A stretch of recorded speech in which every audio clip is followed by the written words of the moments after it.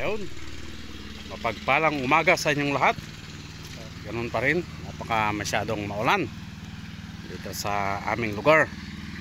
Ang petsa ngayon December 26, 2024. Ayan, talagang ang kalangitan ay napakadilim. Ayun nga, nandito tayo sa ating piggery. Dumalaw ngayon dahil naka-exit tayo ng panandalian, 2 araw. Tayo hindi nakapunta rito 24 and 25. At tayo nga ay namasyal din kasama ang ating pamilya. Ayan, at ating titignan itong ating mga alagang baboy na buntis na yung isa, at yung isa ay talagang inoobserbahan pa rin natin. Gawa ng siya ay 29 days pa lang na sa pagkagaling sa sa artificial insemination. Ayun, at yung isa naman ay 59 days na. So tingnan natin yung laki ng tiyan ng isa, yung 59 tsaka yung 29 days. Ayan. So para tumahimik sila ay magbibigay muna tayo ng pakain. So, ayun, si 59 days. Yan, 59 days yan. Ito 29 days naman to. Ito yan. So yan, lagay muna natin ito ating cellphone digdig dito sa safety lang muna natin. Yan. Okay.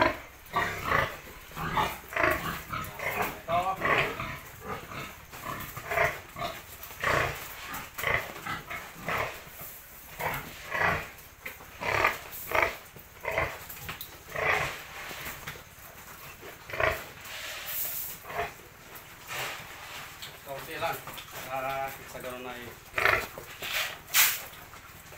bigyan lang natin tumahimik. Ayun, ayan, tumahimik. So ayan, at yun ang makikita yung 59 days natin. Ayan o, bumabagsak na yung kanyang mammary gland. Ayan, ayan siya. So tignan natin yung likod. Ayan. So ayan o, bagsak na talaga. Lumanaw-law na nga talaga. Ayan. O, kitang-kita na ang ebidensya. Yung laki ng kanyang tiyan. Tapos ito naman, awa ng Diyos, hindi pa siya naglalandi, pero parang nakakakitaan na rin natin na medyo lumalaki yung kanyang yung kanyang paditian din. Parang lumalaw-law na rin. Tapos nag-BB shape na yung kanyang mga utong. And then yung kanyang kabahagi ayan, maliit. So isang indicator na wala siyang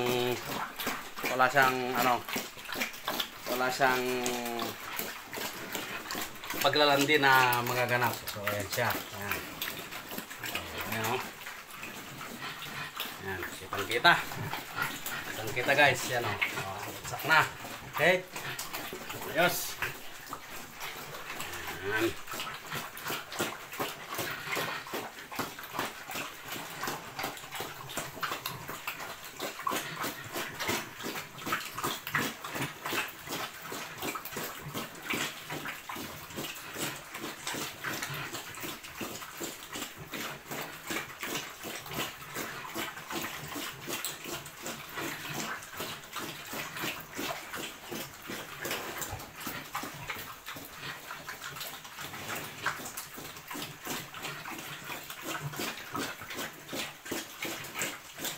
Ang sinaksak nga natin dito sa isa na ito ay terminal. Subalit dito sa kabila, ang sinaksak natin dyan ay GP na semen. Yung dito naman sa nakapokus na ito, terminal semen ang naisaksak natin dyan. So ayun, talagang positive na positive. So itong isa, ito Aantayin natin hanggang 42 days and then after ng 42 days obserbahan pa rin natin yan katulad nitong isa. Talagang kung makikita natin kung talagang magtutuloy-tuloy siya na magbuntis. Ayan. So ito yung isa naman dito, yung ating Yorkshire tsaka yung Landrace. Hello.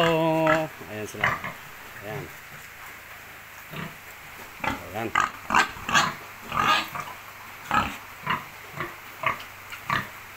Ayan siya, oh.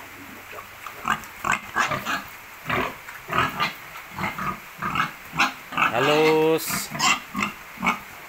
sabay rin silang nagpapakita ng indikasyon na na naglalandi, parang landing laki. Yung kasi yung kabahagi nila medyo namamaga-maga. Ibig sabihin yun yung landing laki na sinasabi nila. So ayan. Ayan, dyan pa tayo magpapa-extend ng ating kulungan. Ayan sila. So bus na. So sabi. Oh, haba oh.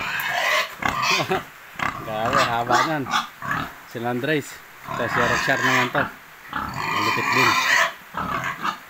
So mga 3 months pa siguro ang ating paghihintay para may natin ito, may AI natin, artificial insemination din. Ayan. So possible siguro baka GP ka agad ang saksak natin doon para sa ganun ay makapagparami tayo kaagad ng ating mga gagawing breeder dito sa ating munting farm, pig farm. At sa ganun ay magtuloy-tuloy ang ating negosyo na pagbababuyan. Ayan sila, tapos na sila. Kapag merienda na. Merienda lang ngayon binigay ko. Mamaya ko sila papakainin talaga. Ayan. Ayan, nasugat yung niya, yung air tag niya. Nasugat. Tapos yung isa rin may air tag din to. Kung saan nang galing na farm, ayan oh. Ayan oh, yung green.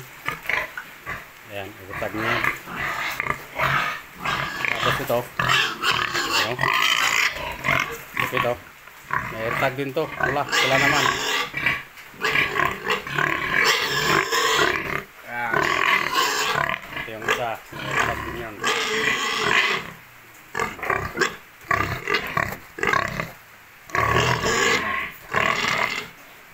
Yorkshire yan. Hingi pa sila.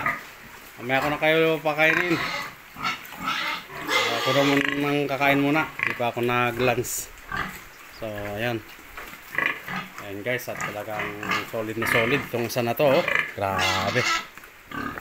Tuloy-tuloy yung kanyang pagbubuntis. Ayan.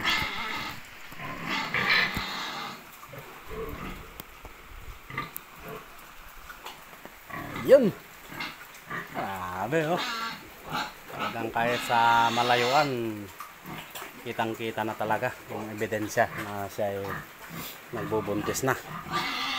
Karoon na tayo ng biik by February siguro. Mga 3rd week siguro ng February. Mga anak. Ayan. At abang-abangan lang natin yung ating pagpaparami dito ng ating mga stock na gagawing breeder. Ayan. So, ayan guys. At ikot na ako para tumahimik na sila. Hindi na natin sila istorbohin. Kanilang lungga. Ayan siya oh. Ayan oh. Grabe oh. Pet malo oh. Oh. Anong say mo dyan? Oh. Talagang kumukurba na ang kanyang tiyan. Ayan.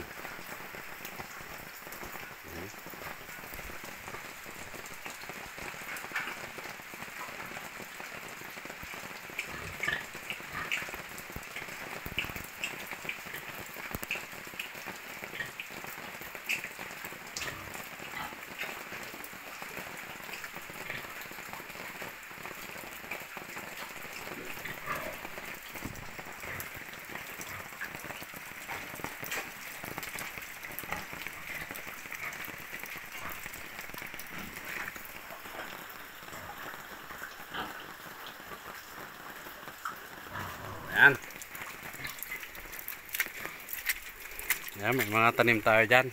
At kabibili nga rin lang natin ng, ng mga seedlings para itanim natin dyan sa area na yan. Ayan. Ayan na nga. Ayan na nga silang dalawa. Ayan. Against the light tayo. Ayan. Grabe yung tiyan niya, oh.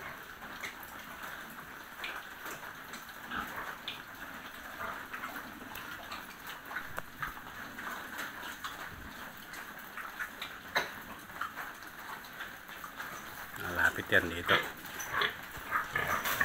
Malapit na nga. Yorkshire. Yan ang mga Yorkshire. Tatlo ang Yorkshire natin dito. Ang landrace.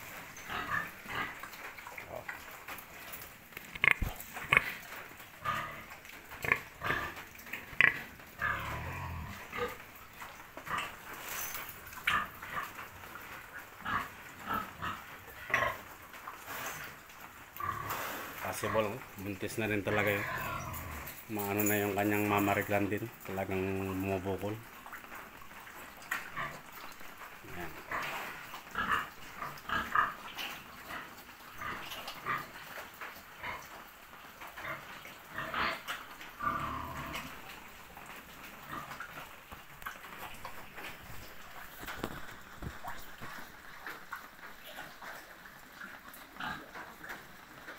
Artificial insemination lahat.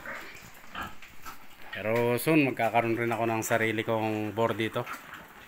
At gagawa tayo ng maganda na board. Pang sa ganun ay makapag-service rin tayo sa mga ibang backyard. At natulungan natin sila para dun sa mataas na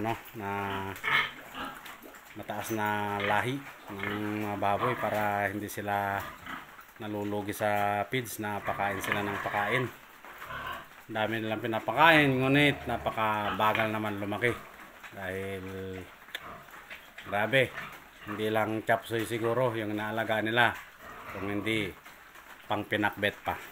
Okay, at ayan na nga, at hanggang dito na lang. Maraming salamat sa inyo lahat. Bye bye. Thanks.